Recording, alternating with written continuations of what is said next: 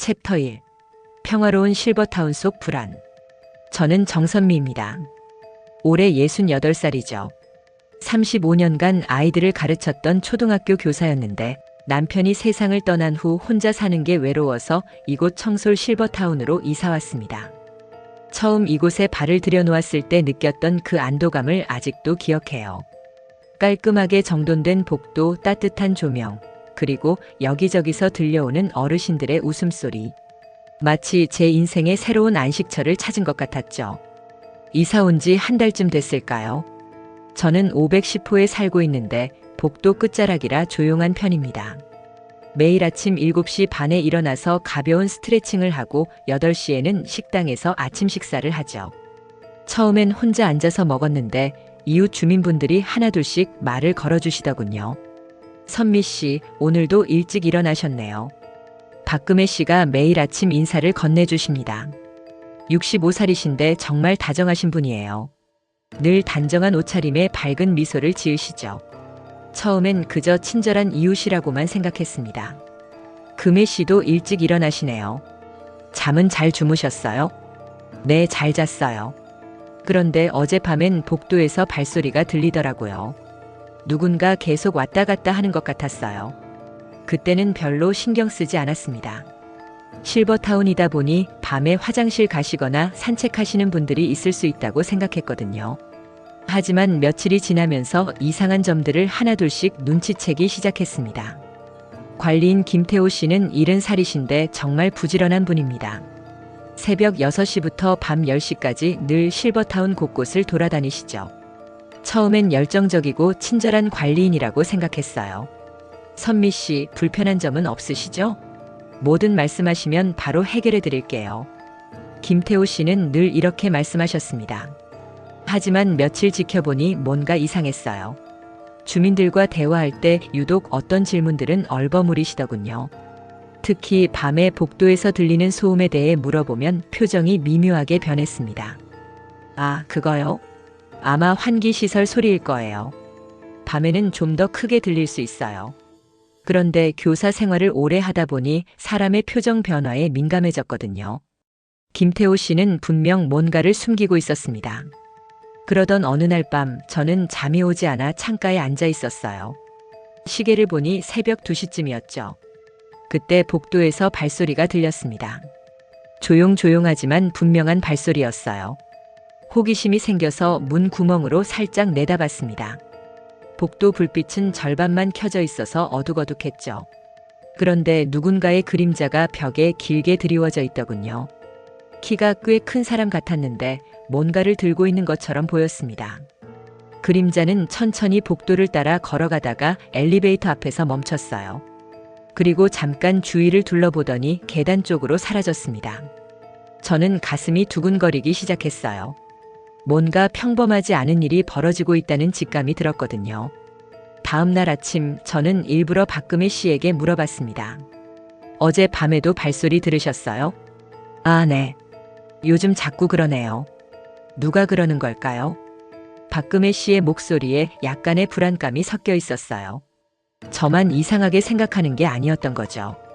그날 오후 저는 실버타운 관리사무소에 있는 CCTV 모니터를 슬쩍 봤습니다. 김태호 씨가 잠깐 자리를 비운 사이였죠. 화면에는 여러 각도의 복도가 보였는데 어젯밤 제가 본 그 시간대 영상을 확인하고 싶었어요. 하지만 이상하게도 새벽 2시경 영상이 끊어져 있더군요. 마치 누군가 의도적으로 지운 것 같았습니다. 그 순간 등골이 서늘해졌어요. 선미 씨, 뭘 보고 계시는 거예요? 갑자기 뒤에서 김태호 씨 목소리가 들렸습니다. 저는 깜짝 놀라서 돌아봤죠. 아, 그냥 CCTV가 신기해서요. 요즘 기술이 정말 좋아졌네요. 김태호 씨는 제 말에 어색하게 웃으시더니 재빨리 모니터를 끄셨습니다. 이런 건 일반 주민분들이 보시면 안 되는 거라서요.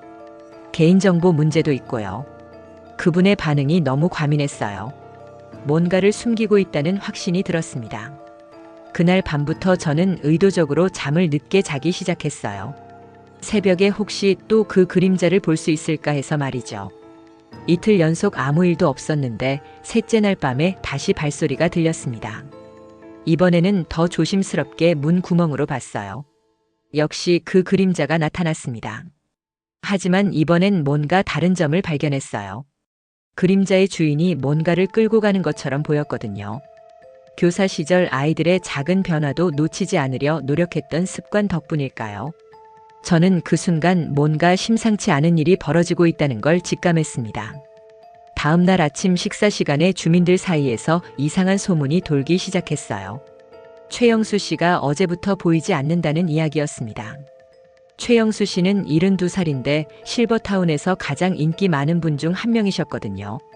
항상 밝고 유머러스하셔서 모든 주민들이 좋아했어요. 그 순간 제 머릿속에서 퍼즐 조각들이 맞춰지기 시작했습니다. 밤마다 들리는 발소리, 사라진 CCTV 영상, 그리고 최영수 씨의 실종. 이 모든 게 우연일 리 없었어요. 저는 가슴 한편이 무거워지는 걸 느꼈습니다. 평화로웠던 실버타운에 뭔가 어두운 그림자가 들이우고 있었거든요. 챕터 2. 첫 사건의 전조. 아침 8시 식당에서 웅성웅성 소리가 평소보다 컸습니다. 저는 늘 앉던 구석자리로 향했는데 여러 주민분들이 모여서 심각한 표정으로 이야기하고 있더군요. 최영수 씨가 어디 가셨을까요? 어제 저녁부터 못 봤는데요. 혹시 가족분들 댁에 가신 건 아닐까요? 아니에요. 영수 씨는 어디 가실 때 꼭 미리 말씀하시는 분인데요. 박금혜 씨가 걱정스러운 목소리로 말했습니다. 저도 그 말에 동감했어요. 최영수 씨는 정말 예의 바른 분이셨거든요. 실버타운 주민들끼리는 서로 안부를 묻는 게 일상이니까 어디 멀리 가실 때는 항상 미리 알려주시곤 했죠.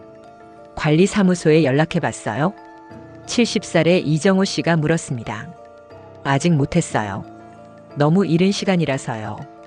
그때 김태호 관리인이 식당으로 들어왔습니다. 평소보다 표정이 어두워 보였어요. 주민들이 하나둘씩 김태호 씨 쪽으로 시선을 돌렸죠. 관리인님, 최영수 씨 어디 가셨는지 아세요? 박금혜 씨가 먼저 물어봤습니다. 김태호 씨는 잠깐 머뭇거리더니 대답했어요. 아, 영수 씨 말씀이시군요. 어제 저녁에 급한 일이 생겨서 서울에 있는 아들 댁으로 가셨다고 하더라고요. 며칠 있다 오신다고 했는데요. 그런데 뭔가 이상했습니다. 김태호 씨의 목소리가 평소와 달랐어요. 약간 떨리는 것 같기도 하고 시선을 제대로 마주치지도 않더군요. 교사 생활을 하면서 거짓말하는 아이들을 많이 봤는데 그때와 비슷한 느낌이었습니다. 그런데 영수 씨가 왜 아무한테도 말 안 하고 가셨을까요? 제가 조심스럽게 물어봤습니다. 아, 그게 정말 급한 일이었나 봐요. 아들이 갑자기 아파서요. 김태호 씨는 이렇게 답하고는 서둘러 식당을 나가버렸습니다. 뭔가를 피하고 싶어 하는 것 같았어요. 주민들은 여전히 수군거렸습니다. 모두들 뭔가 이상하다는 걸 느끼고 있었죠. 영수 씨 성격에 그럴 리 없는데. 맞아요. 며칠 전까지만 해도 내일 바둑 두자고 했는데. 이정호 씨의 말이 맞았습니다. 최영수 씨는 매우 계획적인 분이셨어요. 바둑 모임, 산책, 독서 모임까지 일정을 꼼꼼히 챙기시는 분이었죠. 저는 아침 식사를 마치고 최영수 씨 방으로 가봤습니다. 312호였어요. 복도 중간쯤에 있는 방이었죠. 문을 두드려 봤지만 당연히 대답이 없었습니다. 그런데 문틈으로 뭔가 이상한 냄새가 났어요. 곰팡이 냄새도 아니고 뭔가 역한 냄새였습니다. 갑자기 가슴이 두근거렸어요. 선미 씨, 뭐 하세요? 뒤에서 박금혜 씨 목소리가 들렸습니다. 저는 깜짝 놀라서 돌아봤어요. 아, 영수 씨 방에서 이상한 냄새가 나는 것 같아서요. 박금혜 씨도 코를 킁킁거리더니 표정이 어두워졌습니다. 정말 이상한 냄새네요. 관리인님께 말씀드려야겠어요. 하지만 저는 김태호 씨에게 말하는 것이 좋은 생각인지 확신이 서지 않았어요. 아침에 봤던 그분의 태도가 계속 신경 쓰였거든요. 오후 2시경 저는 실버타운 로비에 앉아서 사람들을 관찰하고 있었습니다. 새로운 환경에 적응하느라 평소보다 주변을 더 자세히 보게 되더군요. 그때 낯선 남자가 들어왔습니다. 40대 중반쯤 되어 보이는 분이었는데 정장을 입고 서류 가방을 들고 있었어요. 김태호 씨와 급하게 뭔가 이야기하더니 관리사무소로 들어갔습니다. 호기심이 생겨서 가까이 가봤지만 문이 닫혀 있어서 대화 내용은 들을 수 없었어요. 다만 김태호 씨 목소리가 평소보다 높아져 있다는 걸 느낄 수 있었습니다. 1시간 정도 지난 후 그 남자가 나왔는데 얼굴이 심각해 보였어요. 김태호 씨는 그분을 배웅하면서 계속 뭔가 설명하고 있었죠. 걱정하지 마세요. 금방 해결될 거예요. 김태호 씨의 마지막 말이 들렸습니다. 그날 저녁 저는 일부러 최영수 씨와 친했던 이정호 씨를 찾아갔어요. 정호 씨, 영수 씨가 서울에 아들이 있다고 했나요? 아니요, 영수 씨는 자식이 없어요. 부인도 일찍 돌아가셨고요. 혈육이라고는 조카 하나뿐이에요. 그것도 외국에 살고 있다고 했고요. 제 추측이 맞았습니다. 김태호 씨가 거짓말을 한 거였어요. 그럼 영수 씨가 갑자기 어디 갔을 리 없겠네요. 맞아요. 영수 씨는 이 실버타운이 전부라고 할 정도로 애착을 가지고 있었어요. 어디 멀리 갈 이유가 없죠. 이정호 씨의 말을 들으니 확신이 들었습니다. 뭔가 심각한 일이 벌어진 거였어요. 그날 밤 10시쯤 저는 다시 최영수 씨 방 앞으로 가봤습니다. 복도는 조용했고 대부분의 주민들이 잠자리에 들었을 시간이었죠. 방 문틈에서 여전히 이상한 냄새가 났습니다. 이번에는 더 진했어요. 저는 가슴이 답답해지면서 불안감이 커졌습니다. 문을 두드려 봤지만 역시 대답이 없었어요. 그때 복도 끝에서 발소리가 들렸습니다. 저는 재빨리 제 방으로 돌아가서 문 구멍으로 내다봤어요. 김태호 씨였습니다. 손에 뭔가를 들고 최영수 씨 방 앞에 서 있더군요. 주위를 둘러보더니 열쇠로 문을 열고 들어갔습니다. 10분 정도 지난 후 김태호 씨가 나왔는데 이번에는 손에 들고 있던 걸 가방에 넣어서 들고 있었어요. 그리고 방 문을 잠그고 급하게 사라졌습니다. 저는 온몸에 소름이 돋았습니다. 분명히 뭔가 숨기고 있는 일이 있었어요. 최영수 씨는 정말로 실종된 게 아니라 무슨 일을 당한 건 아닐까 하는 생각이 들었습니다. 새벽 3시경 저는 잠이 오지 않아서 창가에 앉아 있었어요. 바깥은 조용했고 가로등만 희미하게 빛나고 있었죠. 그때 실버타운 뒤편에서 차 소리가 들렸습니다. 새벽에 무슨 차가 오고 가나 싶어서 창문을 열고 내다봤어요. 검은색 승합차 한 대가 실버타운 뒷문으로 들어오고 있었습니다. 차에서 2명의 남자가 내렸는데 뭔가 무거운 걸 들고 있더군요. 어둠 속이라 정확히 볼 수는 없었지만 분명 사람 크기 정도의 뭔가였어요. 그들은 조용조용 실버타운 뒷문으로 사라졌습니다. 저는 가슴이 쿵쾅거리는 걸 느꼈어요. 이건 정말 심상치 않은 일이었습니다. 다음 날 아침 저는 평소보다 일찍 일어나서 실버타운 뒤편을 둘러봤어요. 특별한 건 없어 보였지만 바닥에 이상한 자국이 있더군요. 뭔가 무거운 걸 끌고 간 것 같은 자국이었습니다. 그 순간 저는 확신했어요. 최영수 씨에게 무슨 일이 일어났고 김태호 씨가 그 일에 연관되어 있다는 걸 말이죠. 더 이상 혼자서는 해결할 수 없는 일이라는 생각도 들었습니다. 교사 시절 어려운 상황에 처한 아이들을 도와줬던 경험이 있었지만 이번엔 차원이 달랐어요. 하지만 포기할 수는 없었습니다. 최영수 씨에게 정말로 무슨 일이 일어났다면 진실을 밝혀야 했거든요. 챕터 3. 숨겨진 갈등. 그날 아침 식사 시간에 분위기가 이상했습니다. 주민들이 평소보다 조용하게 식사를 하고 있었어요. 모두들 최영수 씨 일로 마음이 무거운 것 같았죠. 저는 의도적으로 여러 주민분들과 대화를 나눠보기로 했습니다. 혹시 제가 모르는 정보가 있을지 몰랐거든요. 요즘 실버타운에 이상한 일이 많네요. 저는 같은 테이블에 앉은 73살의 김순자 씨에게 말했습니다. 그러게 말이에요. 영수 씨 일도 그렇고 며칠 전부터 밤에 소음도 들리고요. 김순자 씨도 밤에 들리는 소음을 알고 있었네요. 혹시 영수 씨가 다른 주민들과 문제가 있었나요? 글쎄요. 영수 씨는 워낙 사교적인 분이라서요. 다만, 김순자 씨가 말을 멈췄습니다. 다만 뭐가 있었나요? 며칠 전에 관리인님과 좀 심하게 말다툼하는 걸 봤어요. 이건 처음 듣는 이야기였습니다. 무슨 일로 다퉜는지 아세요? 정확히는 모르겠어요. 그런데 영수 씨가 뭔가 문서를 들고 있었고 관리인님이 그걸 달라고 하는 것 같았어요. 영수 씨는 안 된다고 하고요. 문서라니. 무슨 문서일까요? 저는 더 자세히 물어보고 싶었지만 김순자 씨는 그것 이상은 모르는 것 같았어요. 식사를 마친 후 저는 박금혜 씨를 따로 만나보기로 했습니다. 박금혜 씨는 실버타운에서 가장 소식이 빠른 분 중 하나였거든요. 금혜 씨, 혹시 영수 씨가 관리인님과 무슨 문제가 있었는지 아세요? 박금혜 씨의 표정이 순간 굳어졌습니다. 왜 그런 걸 물어보세요? 그냥 궁금해서요. 순자 씨가 둘이 다투는 걸 봤다고 하더라고요. 박금혜 씨는 잠깐 생각하더니 주위를 둘러봤어요. 그러고는 조용한 목소리로 말했습니다. 사실 저도 그 얘기 들었어요. 영수 씨가 실버타운 운영에 대해 뭔가 문제를 제기했다고 하더라고요. 무슨 문제요? 정확히는 모르겠어요. 하지만 재정 관리나 그런 쪽인 것 같았어요.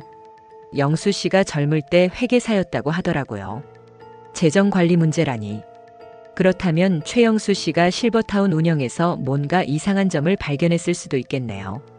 그래서 관리인님이 불쾌했을까요? 아마도요. 김태호 관리인님은 이 실버타운을 자기 집처럼 여기시는 분이에요. 누군가 문제를 제기하면 기분 나빠하시죠. 박금혜 씨의 말에서 뭔가 미묘한 뉘앙스를 느꼈습니다. 마치 김태호 씨에 대해 좋지 않은 감정이 있는 것 같았어요. 혹시 관리인님과 다른 문제도 있었나요? 박금혜 씨는 잠깐 망설이더니 고개를 저었어요. 아니에요. 그냥 가끔 너무 간섭이 심하다는 생각이 들 때가 있어요. 그날 오후 저는 실버타운 도서관에 갔습니다. 조용한 곳에서 생각을 정리하고 싶었거든요. 그런데 거기서 이정호 씨를 만났어요.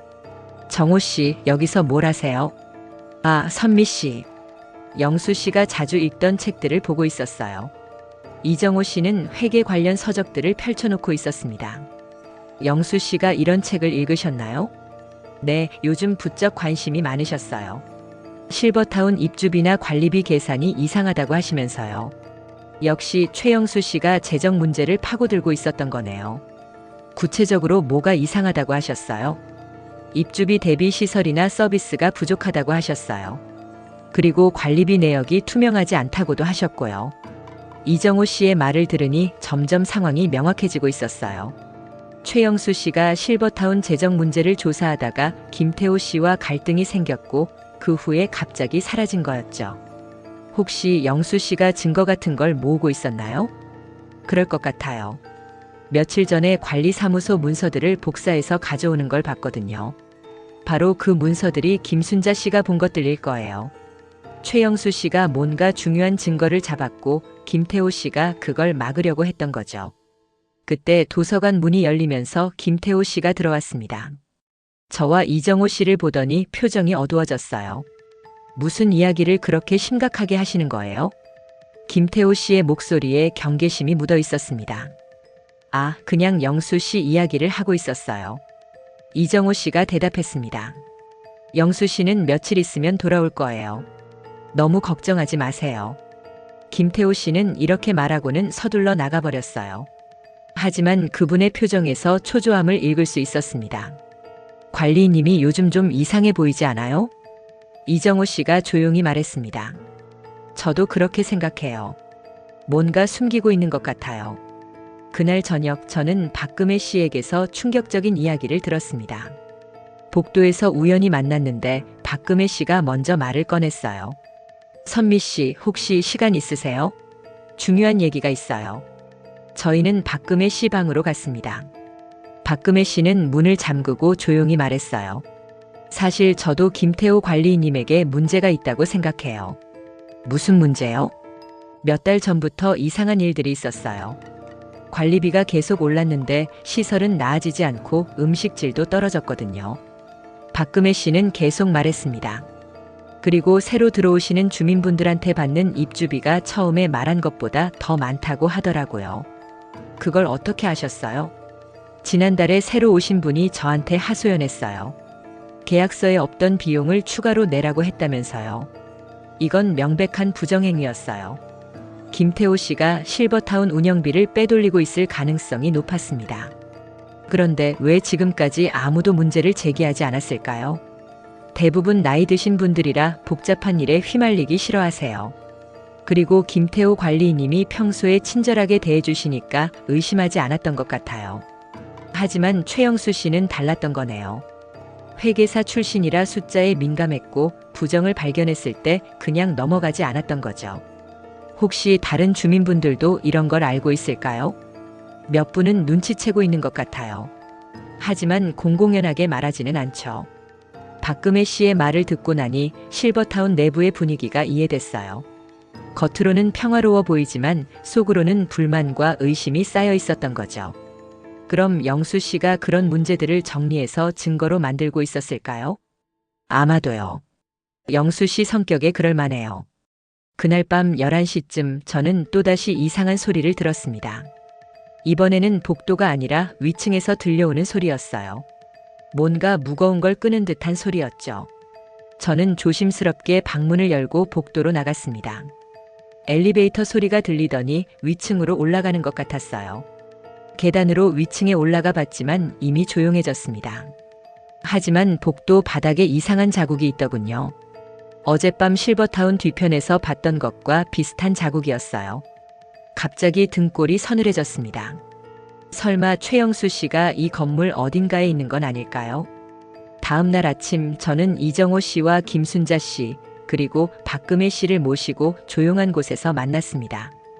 더 이상 혼자서는 안 되겠다는 생각이 들었거든요. 여러분, 저는 영수 씨에게 무슨 일이 일어났다고 생각해요. 세 분 모두 심각한 표정이 되었습니다. 관리인님이 뭔가 숨기고 있는 것 같아요. 그리고 영수 씨가 발견한 부정행위와 관련이 있을 거예요. 저는 지금까지 알아낸 것들을 차근차근 설명했습니다. 밤에 들리는 이상한 소리, 사라진 CCTV 영상, 새벽에 온 수상한 차량, 그리고 재정 관리 문제까지. 정말 그렇다면 우리가 뭘 할 수 있을까요? 이정호 씨가 걱정스럽게 물었습니다. 일단 더 확실한 증거를 찾아야 해요. 그리고 필요하면 외부의 도움을 요청해야죠. 김순자 씨가 고개를 끄덕였어요. 맞아요. 이런 일을 그냥 넘어갈 수는 없어요.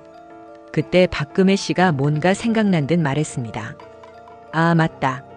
며칠 전에 낯선 남자가 관리사무소에 왔었는데 혹시 그것도 관련이 있을까요? 저도 그 남자를 봤다고 말했습니다. 정장을 입고 서류 가방을 들고 있던 40대 중반의 남자 말이죠. 그분이 누구일까요? 변호사나 회계사 같아 보였어요. 만약 김태호 씨가 정말로 부정행위를 저질렀다면 최영수 씨의 조사를 막기 위해 전문가의 도움을 받고 있을 수도 있겠네요. 저희는 앞으로 어떻게 할지 계획을 세웠습니다. 우선 각자 주변에서 더 많은 정보를 수집하고 이상한 일이 있으면 서로 공유하기로 했어요. 하지만 가슴 한편으로는 두려움도 있었습니다. 만약 정말로 최영수 씨에게 무슨 일이 일어났다면 저희도 위험에 처할 수 있었거든요. 그래도 포기할 수는 없었어요. 진실을 밝혀내야 한다는 사명감이 더 컸습니다. 챕터 4. 위기와 증거 발견. 그날 오후 3시쯤 저는 실버타운 지하 창고를 둘러보기로 했습니다. 평소에는 가지 않던 곳이었는데 혹시 뭔가 단서가 있을지 모른다는 생각이 들었거든요.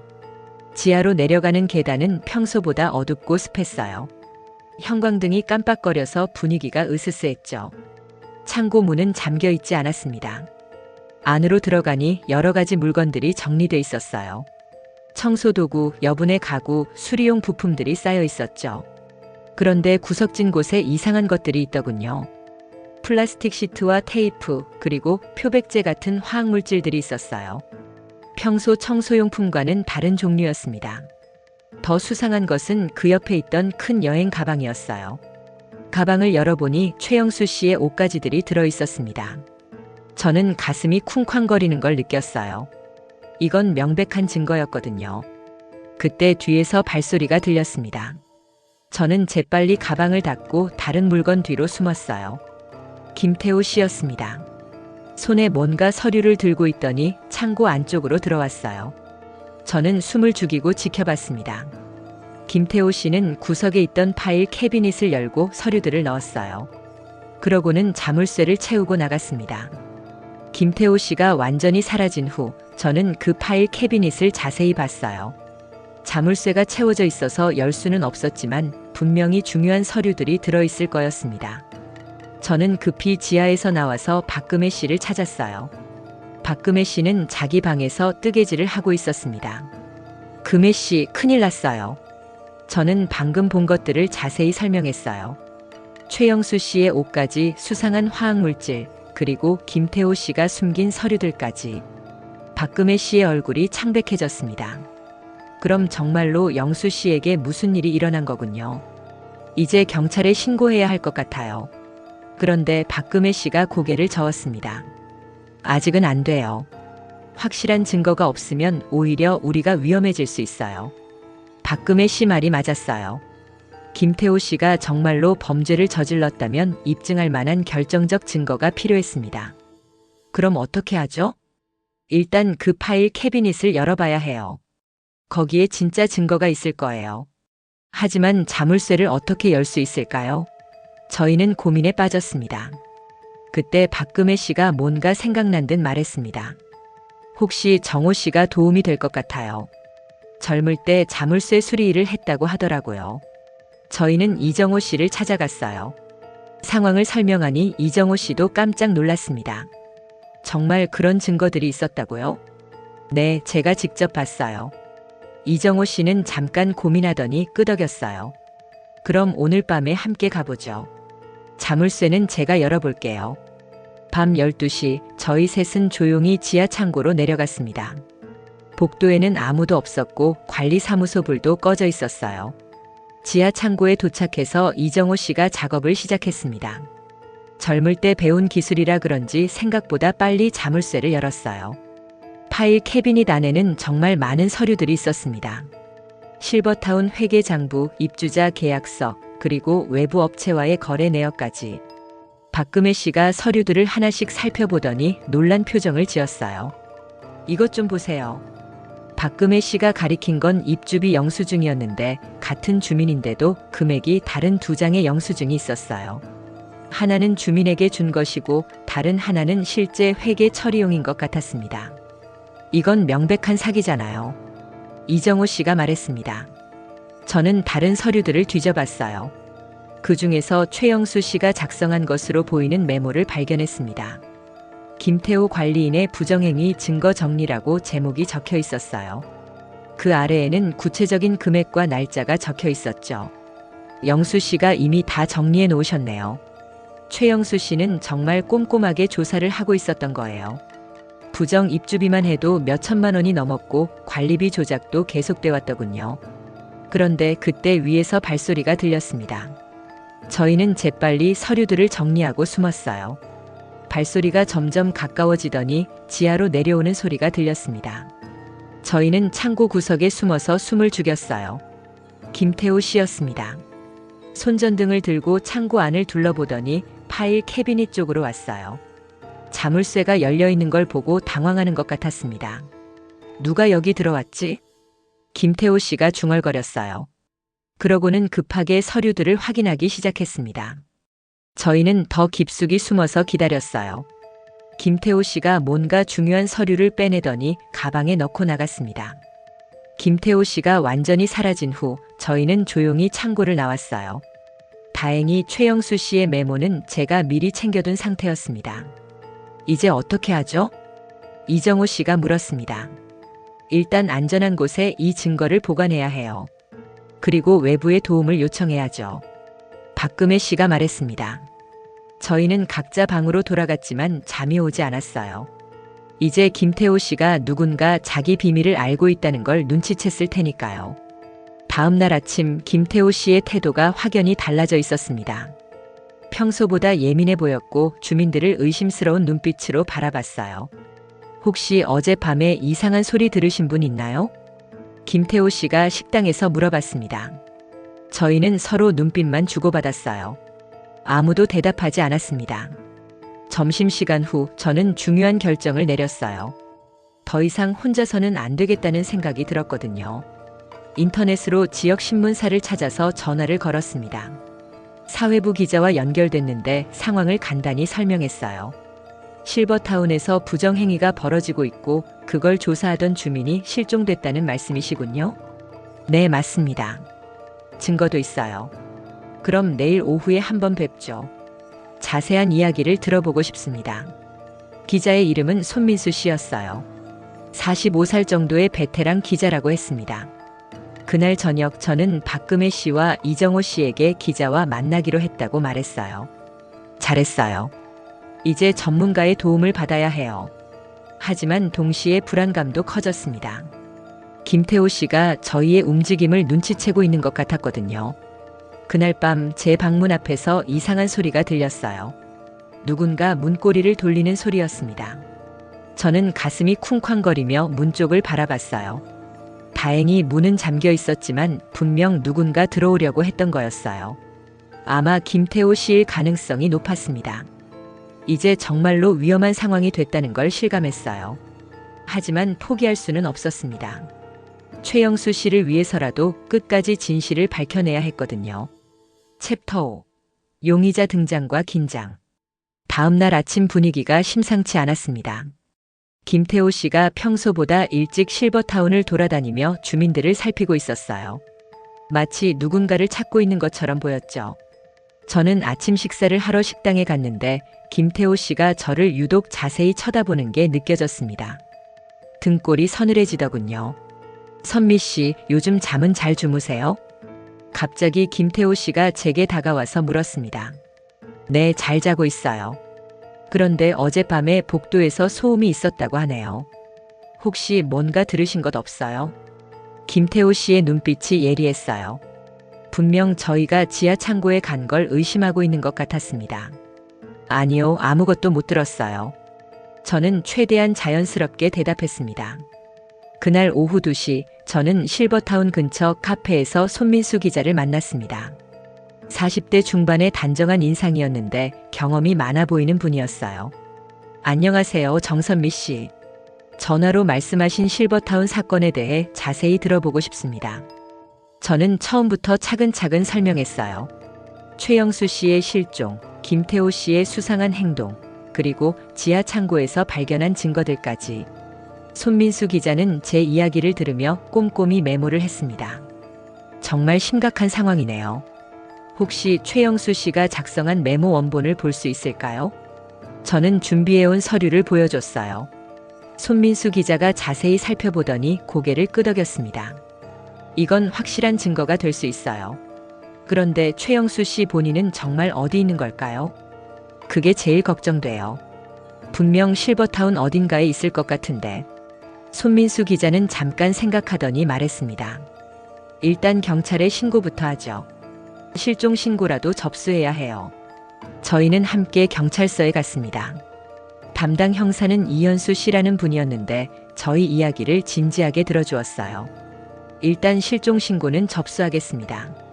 그리고 실버타운 관련 조사도 시작해보죠. 경찰서에서 나오는 길에 손민수 기자가 말했습니다. 선미 씨, 조심하세요. 만약 정말로 김태호 씨가 범인이라면 이제 더 위험해질 수 있어요. 저도 그걸 알고 있었어요. 하지만 이미 시작한 일이라 물러설 수 없었습니다.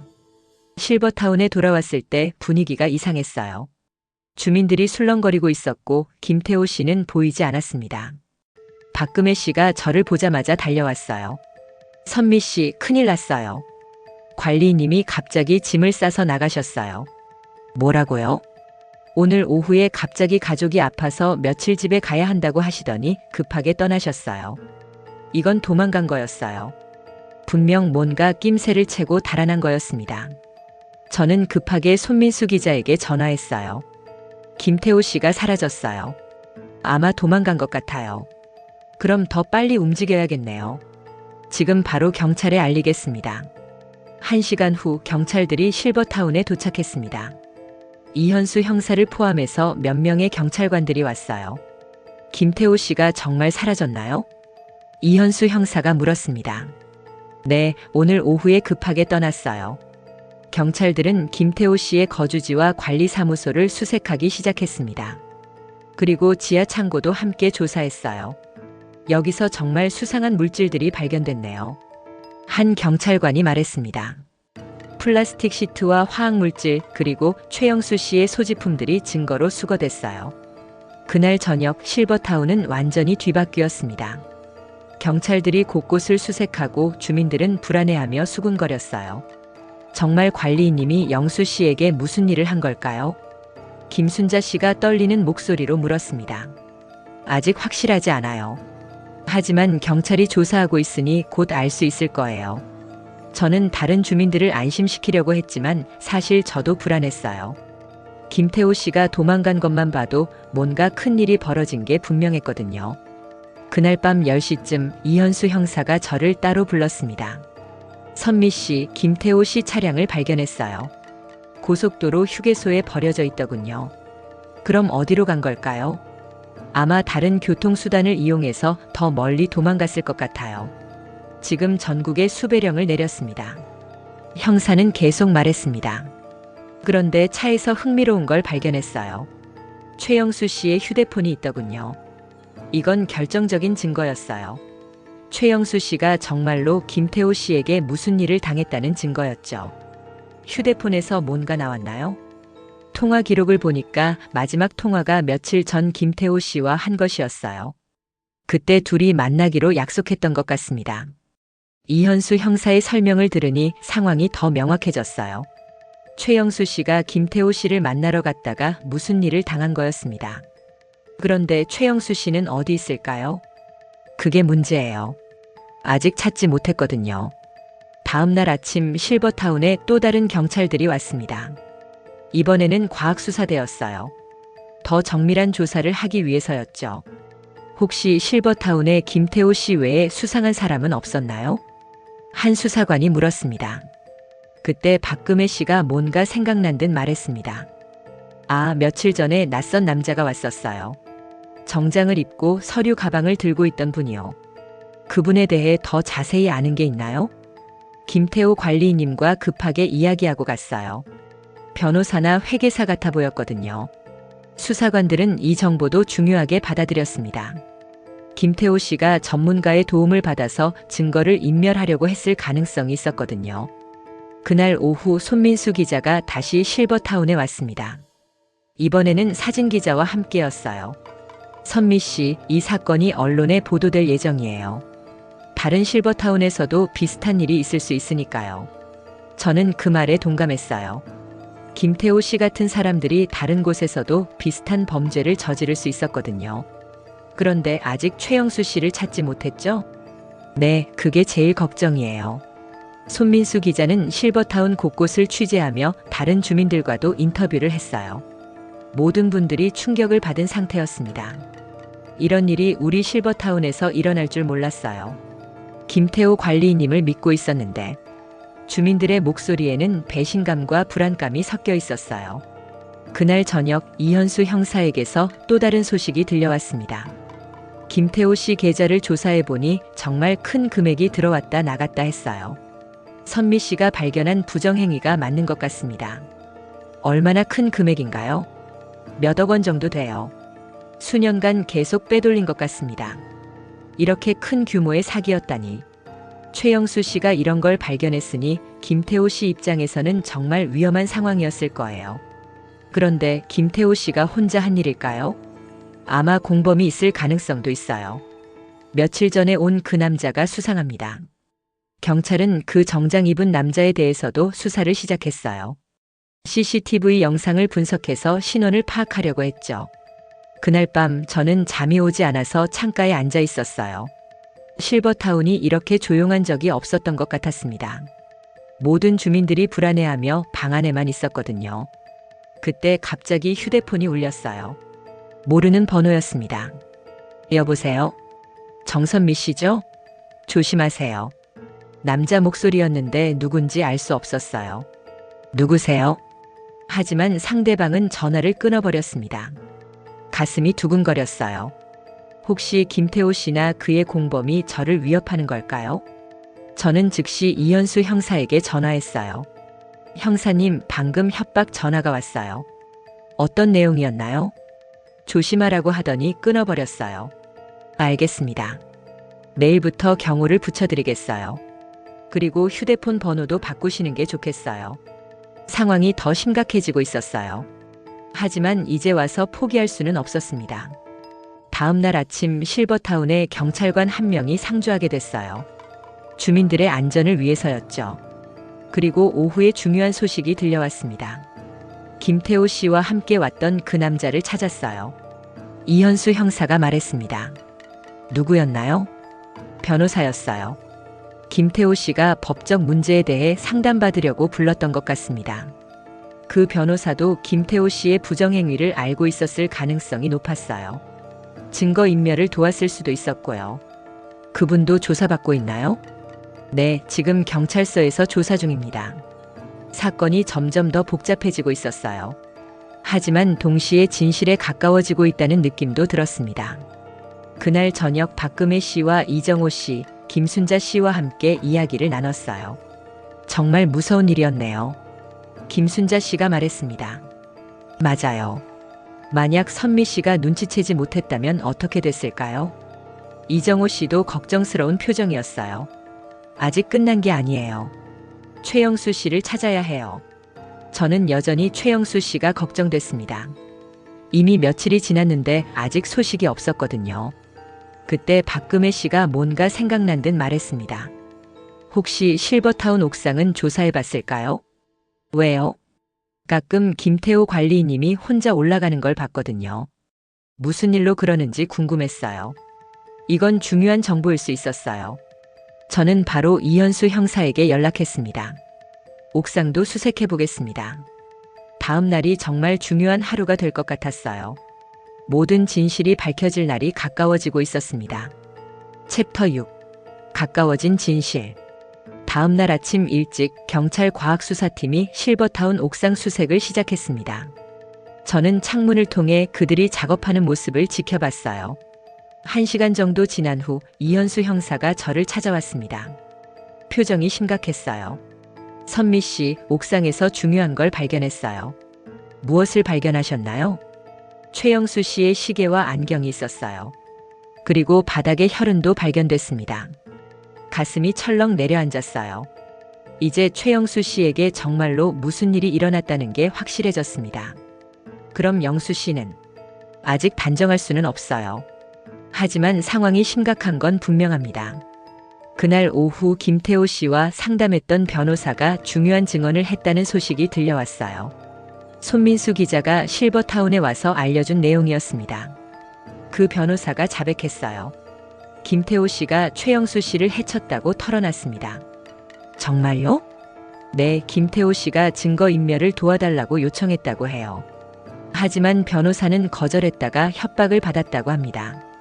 이제 김태호 씨의 범행이 거의 확실해졌어요. 하지만 여전히 최영수 씨의 행방은 모르는 상태였습니다. 그날 저녁 실버타운 주민들은 긴급 회의를 열었어요. 이런 상황에서 앞으로 어떻게 할지 논의하기 위해서였죠. 새로운 관리인을 구해야 하지 않을까요? 이정호 씨가 말했습니다. 그것보다 실버타운 운영 시스템부터 점검해야 해요. 박금혜 씨가 대답했습니다. 맞아요. 이런 일이 다시 일어나지 않으려면 투명한 관리가 필요해요. 저도 동감했어요. 김태호 씨 개인의 문제가 아니라 시스템의 문제였던 거죠. 회의가 끝난 후 저는 혼자 실버타운을 둘러봤어요. 며칠 전까지만 해도 평화롭던 이곳이 이제는 사건 현장이 되어버렸네요. 그때 복도에서 김순자 씨를 만났습니다. 선미 씨, 혹시 시간 있으세요? 중요한 얘기가 있어요. 김순자 씨는 저를 자기 방으로 데려갔어요. 그러고는 조심스럽게 말했습니다. 사실 저도 김태호 관리인님에 대해 의심스러웠던 적이 있어요. 어떤 일이 있었나요? 몇 달 전에 우연히 관리사무소 앞을 지나가는데 김태호 관리인님이 누군가와 큰 소리로 전화하는 걸 들었어요. 김순자 씨는 계속 말했습니다. 그때 들은 내용이 돈과 관련된 이야기였어요. 더 이상은 못 기다리겠다, 약속한 대로 해달라, 이런 말들이었죠. 혹시 누구와 통화하는 건지 알 수 있었나요? 정확히는 모르겠지만 상대방이 김태호 관리인님을 압박하는 것 같았어요. 마치 빚이라도 진 것처럼 말이에요. 이건 새로운 정보였어요.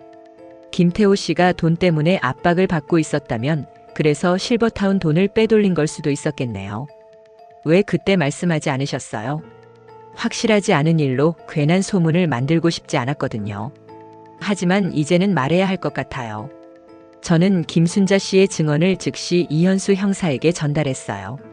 김태호 씨에게 금전적 압박이 있었을 수 있다는 얘기네요. 이것도 조사해 보겠습니다. 그날 밤 저는 지금까지 일어난 일들을 정리해 봤어요. 김태호 씨는 실버타운 운영비를 빼돌리고 있었고 그 이유는 개인적인 금전적 문제 때문이었을 가능성이 높았어요. 최영수 씨가 그 부정행위를 발견하고 증거를 수집했죠. 김태호 씨는 이를 막기 위해 최영수 씨를 해친 것 같았습니다. 하지만 여전히 의문점들이 있었어요. 최영수 씨는 정확히 어디에 있을까요?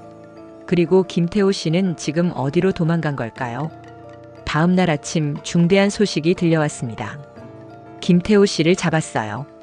이현수 형사가 전화로 알려줬습니다. 어디서 잡으셨나요? 부산에 있는 모텔에 숨어 있었어요. 현재 조사를 받고 있습니다. 드디어 김태호 씨를 잡았네요. 이제 최영수 씨의 행방도 알 수 있을 것 같았어요. 1시간 후 이현수 형사가 직접 실버타운에 왔습니다. 김태호 씨가 자백했어요. 뭐라고 했나요?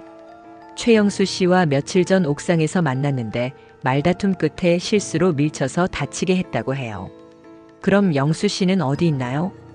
김태호 씨 말로는 병원에 몰래 데려다 줬다고 합니다. 하지만 구체적인 위치는 아직 말하지 않고 있어요. 김태호 씨가 여전히 거짓말을 하고 있는 것 같았어요. 실수로 다치게 했다는 말은 믿기 어려웠거든요. 그날 오후 경찰은 김태호 씨의 집과 다른 은신처들을 수색했어요. 그리고 중요한 증거들을 더 발견했습니다. 김태호 씨 집에서 최영수 씨의 개인 문서들이 나왔어요. 손민수 기자가 취재해서 알려준 내용이었어요. 그리고 실버타운에서 빼돌린 돈의 일부도 발견됐습니다. 이제 김태호 씨의 범죄 사실이 모두 밝혀지고 있었어요. 하지만 가장 중요한 건 최영수 씨의 안전이었습니다. 그날 저녁 박금혜 씨가 중요한 정보를 가져왔어요. 혹시 실버타운 지하에 다른 공간이 있는지 아세요? 무슨 말씀이세요? 며칠 전에 우연히 보게 된 건데 지하 창고 뒤쪽에 또 다른 문이 있더라고요. 이건 저도 몰랐던 정보였어요. 저희가 지하 창고를 수색할 때는 그런 문을 보지 못했거든요. 정확히 어디에 있었나요? 창고 제일 안쪽 선반 뒤에 숨겨져 있었어요. 저는 즉시 이현수 형사에게 연락했어요. 지하에 다른 공간이 있을 수 있다고 합니다. 알겠습니다. 지금 바로 확인해 보겠어요. 1시간 후 경찰들이 실버타운 지하를 다시 수색하기 시작했어요. 박금혜 씨가 말한 그 문을 찾기 위해서였죠. 그리고 드디어 찾았습니다. 여기 숨겨진 방이 있어요. 경찰관이 외쳤습니다. 저는 가슴이 두근거리며 기다렸어요. 혹시 최영수 씨가 거기에 있을까요? 10분 후 이현수 형사가 나와서 말했습니다. 최영수 씨를 찾았어요. 다행히 살아계십니다. 눈물이 났어요. 최영수 씨가 무사하다니 정말 다행이었습니다. 상태는 어떤가요? 많이 약하시지만 의식은 있어요. 지금 병원으로 이송 중입니다. 최영수 씨가 며칠 동안 지하 숨겨진 방에 갇혀 있었던 거였어요. 김태호 씨가 살해하려다가 차마 못하고 감금했던 것 같았습니다. 그날 밤 실버타운 주민들은 모두 안도의 한숨을 쉬었어요. 최영수 씨가 살아있다는 소식에 모두들 기뻐했습니다. 정말 다행이에요. 선미 씨 덕분이에요. 주민들이 저에게 감사 인사를 했지만 저는 혼자 한 일이 아니라고 생각했어요. 모든 주민들이 힘을 합쳤기 때문에 가능한 일이었죠. 이제 진실이 거의 다 밝혀졌어요. 내일이면 모든 일이 정리될 것 같았습니다. 챕터 7. 충격적 반전과 범인 폭로. 다음 날 아침 병원에서 회복 중인 최영수 씨를 만나러 갔습니다. 많이 야위셨지만 의식은 또렷하셨어요. 영수 씨 정말 다행이에요. 저는 최영수 씨의 손을 잡으며 말했습니다. 선미 씨 덕분에 살았어요. 정말 고마워요. 최영수 씨는 약한 목소리로 말씀하셨습니다. 그런데 정확히 무슨 일이 있었던 건가요? 최영수 씨는 잠깐 생각하시더니 천천히 말씀하기 시작했어요. 김태호 관리인이 저를 옥상으로 불렀어요. 제가 조사한 부정행위 자료를 달라고 하면서요. 그래서 어떻게 되었나요? 저는 거절했죠. 그랬더니 갑자기 화를 내면서 저를 밀쳤어요. 그때 머리를 다쳤나 봐요. 최영수 씨는 계속 말씀했습니다. 정신을 잃었는데 깨어났을 때는 지하 어딘가에 있었어요. 김태호 관리인이 음식과 물을 가져다 줬지만 밖으로 나갈 수는 없었죠. 정말 무서우셨을 텐데요. 네, 처음엔 정말 두려웠어요. 하지만 누군가 저를 찾고 있다는 걸 느꼈어요. 위에서 소리가 들렸거든요. 그때 이현수 형사가 병실로 들어왔습니다. 최영수 씨, 좀 더 자세한 진술을 해주실 수 있나요? 물론이죠. 최영수 씨는 김태호 씨의 부정행위에 대해 자세히 설명했어요. 입주비 조작, 관리비 빼돌리기, 허위 영수증 발급 등 정말 많은 범죄 행위가 있었습니다. 총 피해 금액이 얼마나 될까요? 제가 계산해 본 것만 해도 3억 원이 넘어요. 이현수 형사는 꼼꼼히 메모하며 들었습니다. 그런데 한 가지 이상한 점이 있어요. 최영수 씨가 말했습니다. 김태호 관리인 혼자서는 이런 일을 다 할 수 없었을 것 같아요. 분명 도와준 사람이 있을 거예요. 구체적으로 어떤 점에서 그렇게 생각하시나요? 회계 처리가 너무 정교해요. 전문 지식이 없으면 불가능한 일이죠. 최영수 씨의 말이 맞았어요. 김태호 씨는 관리인일 뿐이었는데 이렇게 복잡한 회계 조작을 혼자 할 수는 없었을 거예요. 그날 오후 실버타운에 돌아와서 다른 주민들에게 최영수 씨의 안부를 전했습니다. 모두들 안심하며 기뻐했어요. 그런데 그때 박금혜 씨가 이상한 말을 했습니다. 그런데 정말 김태호 관리인님 혼자 한 일일까요? 왜 그렇게 생각하세요? 며칠 전에 제가 본 그 정장 입은 남자 말이에요. 단순히 상담만 받으러 온 게 아닌 것 같았어요. 박금혜 씨는 계속 말했습니다. 그분이 올 때마다 김태호 관리인님이 긴장하는 모습을 봤거든요. 마치 상사를 대하는 것처럼요. 이건 중요한 관찰이었어요. 혹시 그 변호사가 단순한 조력자가 아니라 주범일 수도 있겠네요. 저는 즉시 이현수 형사에게 연락했어요. 그 변호사에 대해 더 자세히 조사해 보세요. 단순한 공범이 아닐 수도 있어요. 알겠습니다. 지금 그 변호사의 다른 고객들도 조사하고 있어요. 그날 저녁 손민수 기자에게서 충격적인 소식이 들려왔어요. 선미 씨, 큰 발견을 했어요. 무슨 일인가요? 그 변호사가 다른 실버타운에서도 비슷한 일을 했다는 증거를 찾았어요. 정말요? 네, 최소한 5곳의 실버타운에서 비슷한 부정행위가 있었어요. 모두 그 변호사가 관련된 곳들이에요. 이건 단순한 우연이 아니었어요. 그 변호사가 조직적으로 실버타운을 대상으로 사기 행각을 벌이고 있었던 거였습니다. 그분 이름이 뭐였죠? 이성철 변호사예요.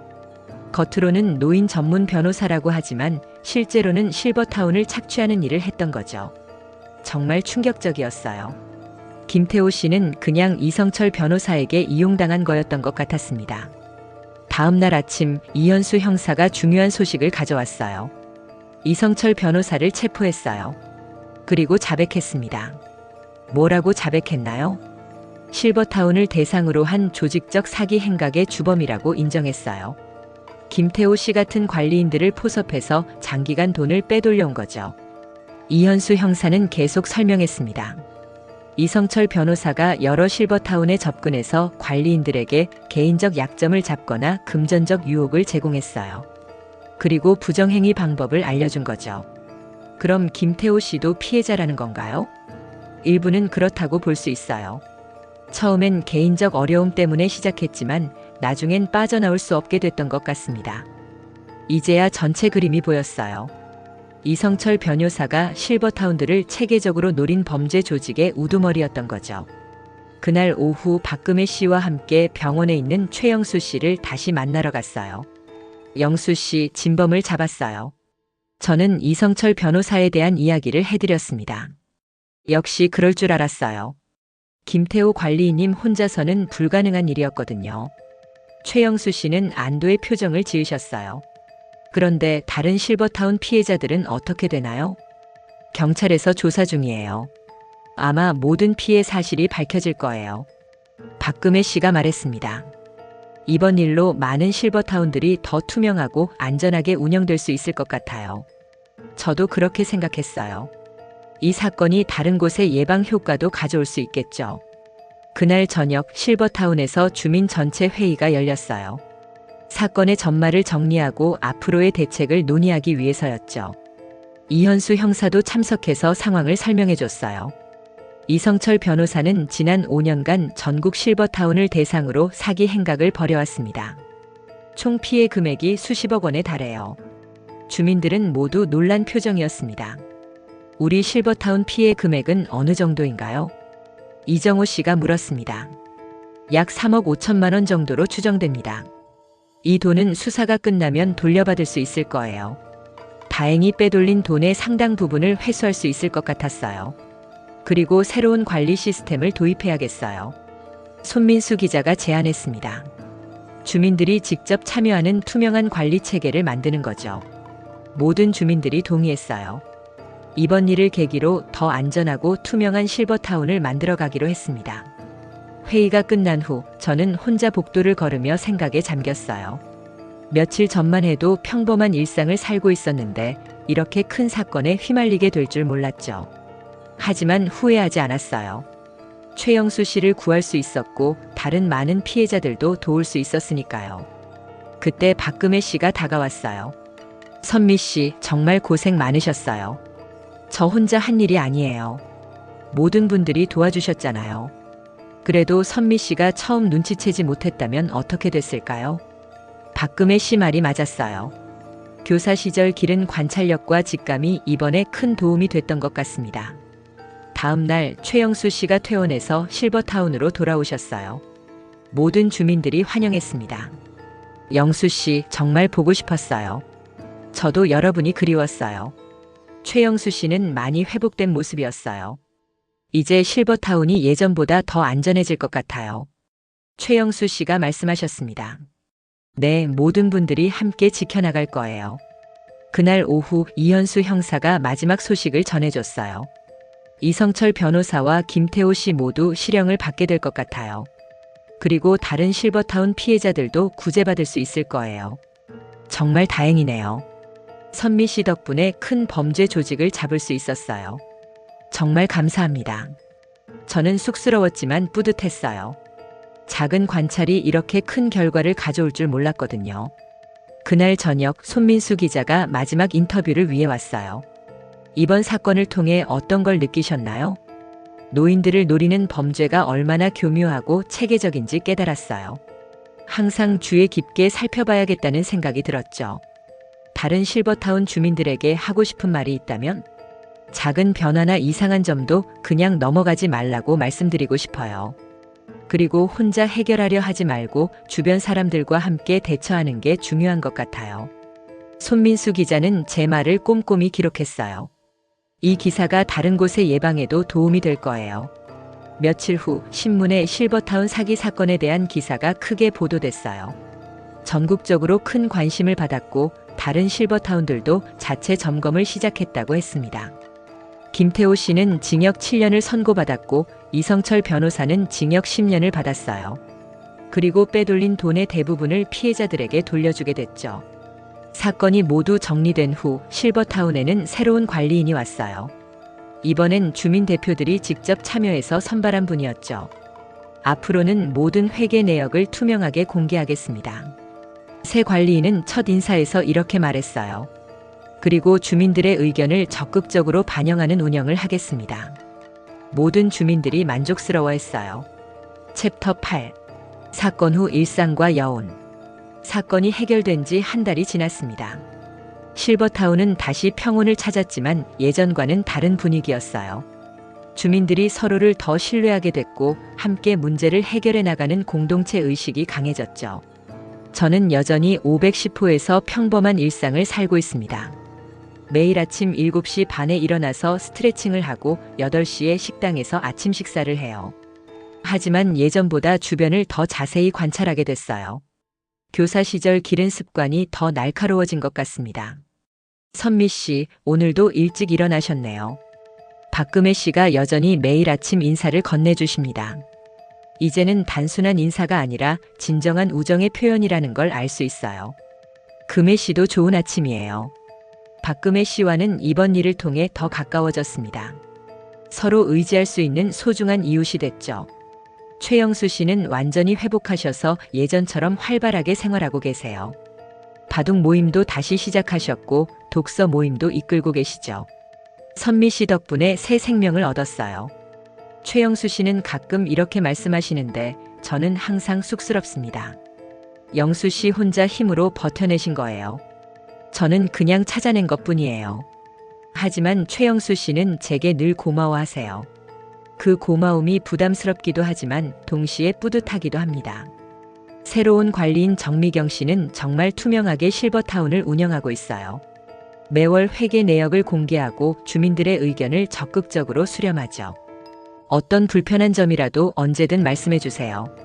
정미경 씨는 진심으로 주민들을 생각하는 마음이 느껴져요. 김태호 씨와는 정말 대조적입니다. 손민수 기자와는 가끔 연락을 주고받아요.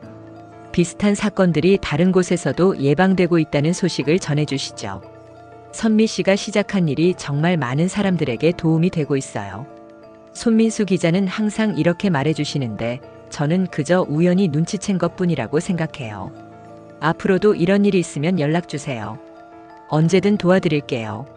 손민수 기자의 말에 든든함을 느낍니다. 혼자가 아니라는 생각이 들어요. 이현수 형사도 가끔 안부를 묻는 전화를 주세요. 요즘 특이한 일은 없으시죠? 네, 다행히 평온해요. 그래도 항상 주의 깊게 살펴보세요. 선미 씨의 관찰력은 정말 대단하거든요. 이현수 형사의 말을 들으면 제가 정말 사건 해결에 기여했다는 실감이 나요. 요즘 저는 실버타운 주민들과 함께 자원봉사 활동을 시작했어요. 지역 아동센터에서 아이들을 가르치는 일이죠. 교사 출신이라 아이들과 잘 어울려요. 선생님, 오늘도 와주셨네요. 아이들이 반겨주는 모습을 보면 정말 보람을 느껴요. 은퇴 후 새로운 삶의 의미를 찾은 것 같습니다. 박금혜 씨와 이정호 씨, 김순자 씨도 함께 자원봉사를 하고 있어요. 이번 사건을 통해 우리는 더 단단한 공동체가 됐습니다. 우리가 함께 힘을 모으면 못할 일이 없다는 걸 느꼈어요. 이정호 씨가 말씀하셨는데 정말 맞는 말이에요. 가끔 밤에 복도를 걸으면서 그때 일들을 생각해 봅니다. 만약 제가 그 그림자를 그냥 넘어갔다면 어떻게 됐을까요? 최영수 씨는 어떻게 됐을까요? 생각할수록 작은 관심과 관찰이 얼마나 중요한지 깨닫게 됩니다. 특히 우리 같은 연세 드신 분들은 서로를 더 신경 써야 한다는 생각이 들어요. 나이가 들수록 서로가 서로의 보호자가 되어야 해요. 제가 요즘 자주 하는 말입니다. 실버타운에는 새로운 주민들도 들어오고 있어요. 이번 사건으로 더 안전해진 곳이라는 인식이 생겼나 봅니다. 새로 오시는 분들께 저는 항상 말씀드려요. 여기는 정말 좋은 곳이에요. 주민들이 서로 돌보고 함께 문제를 해결해 나가거든요. 그리고 덧붙입니다. 하지만 항상 주변을 잘 살펴보세요. 작은 변화도 놓치지 마시고요. 어떤 분들은 제가 너무 예민한 것 아니냐고 하시지만 저는 이렇게 답해요. 예민한 게 아니라 관심이에요. 서로에 대한 관심이 우리를 안전하게 지켜주거든요. 요즘 저는 일기를 쓰기 시작했어요. 이번 일을 겪으면서 기록의 중요성을 느꼈거든요. 작은 일들도 모아보면 큰 그림이 보이더라고요. 오늘 일기에는 이렇게 썼어요. 평범한 하루였다. 하지만 평범함 속에서도 작은 변화들을 발견할 수 있었다. 정미경 관리인님이 새로운 화분을 복도에 놓으셨고 이정호 씨가 감기 기운이 있어 보였다. 내일은 이정호 씨께 따뜻한 차를 권해드려야겠다. 이런 식으로 작은 것들을 기록하고 있어요. 실버타운 생활이 이제 정말 안정적이고 평화로워졌습니다. 하지만 저는 계속 주변을 관찰하고 있어요. 혹시 또 다른 문제가 생기면 빨리 대처할 수 있도록 말이죠. 며칠 전에는 이런 일이 있었어요. 새로 오신 주민분이 계속 밤에 전화 통화를 하시는 모습을 봤거든요. 처음엔 별거 아닌 일이라고 생각했는데 며칠 더 지켜보니 뭔가 걱정이 많아 보이시더라고요. 저는 용기를 내서 그분께 다가가 봤어요. 혹시 무슨 걱정 있으세요? 제가 도움이 될 일이 있다면 언제든 말씀하세요. 그랬더니 그분이 눈물을 흘리시면서 말씀하시더라고요. 사기를 당해서 큰 돈을 잃었다고 누구한테 말할 수도 없어서 혼자 끙끙 앓고 있었다고요. 저는 그분을 손민수 기자와 이현수 형사에게 연결해 드렸어요. 다행히 아직 해결 가능한 단계였고 지금은 돈도 돌려받고 편안하게 지내고 계세요. 선미 씨가 먼저 다가와 주지 않았다면 어떻게 됐을까요? 그분이 나중에 감사 인사를 하실 때 정말 뿌듯했어요. 이런 일들을 겪으면서 제가 실버타운에서 어떤 역할을 하고 있는지 깨달았어요. 단순히 거주하는 주민이 아니라 모든 분들의 안전과 행복을 함께 지켜나가는 동반자라는 생각이 들어요. 교사 시절에 아이들을 돌보듯이 이제는 이웃들을 돌보고 있는 거죠. 오늘도 저는 창가에 앉아서 실버타운을 바라봅니다. 햇살이 따뜻하게 내리쬐고 주민들이 평화롭게 산책을 하고 있어요. 최영수 씨는 정원에서 꽃을 가꾸고 계시고 박금희 씨는 벤치에서 책을 읽고 계세요. 이정호 씨는 다른 주민분과 바둑을 두고 있고요. 정말 평온한 모습이에요. 하지만 저는 알고 있어요. 이 평온함이 저절로 온 게 아니라는 걸 말이죠. 모든 분들이 서로를 배려하고 관심을 가져서 만들어진 평온함이라는 걸요. 앞으로도 저는 이 평온을 지켜나가겠습니다. 작은 변화도 놓치지 않고 필요하다면 언제든 행동할 준비를 하면서요. 그리고 가끔 생각해 봅니다. 만약 제가 계속 혼자만 살았다면 이런 일들을 경험할 수 있었을까요? 아마 불가능했을 거예요. 실버타운이라는 공간, 그리고 여기서 만난 소중한 이웃들이 제게 새로운 인생의 의미를 주었어요. 단순히 편안한 노후를 보내는 곳이 아니라 계속해서 성장하고 기여할 수 있는 삶의 터전이 된 거죠. 해가 저물어가는 창밖을 바라보며 저는 오늘도 감사한 마음으로 하루를 마무리합니다. 내일은 또 어떤 하루가 될까요? 평범한 하루일 수도 있고 특별한 일이 있을 수도 있겠죠. 어떤 하루든 저는 준비되어 있습니다. 주변을 살피고 이웃을 돌보고 필요하다면 행동하는 일을 계속해 나갈 거예요. 이것이 실버타운에서의 제 새로운 삶입니다. 그리고 이 삶이 정말 만족스러워요. 창밖으로 보이는 별들이 반짝이고 있어요. 평온하고 아름다운 밤이에요. 하지만 저는 알고 있습니다. 이 평온함 뒤에는 서로를 돌보는 사람들의 마음이 있다는 걸요. 그리고 그 중에 한 사람이 바로 저라는 것에 자부심을 느끼며 오늘 하루를 마무리합니다. 오늘도 긴 시간 함께 해주셔서 진심으로 감사드립니다. 혹시 이 중에서 가장 마음에 와닿은 부분이 있으셨나요? 댓글로 알려주세요. 여러분의 이야기가 다른 분들에게도 큰 힘이 됩니다.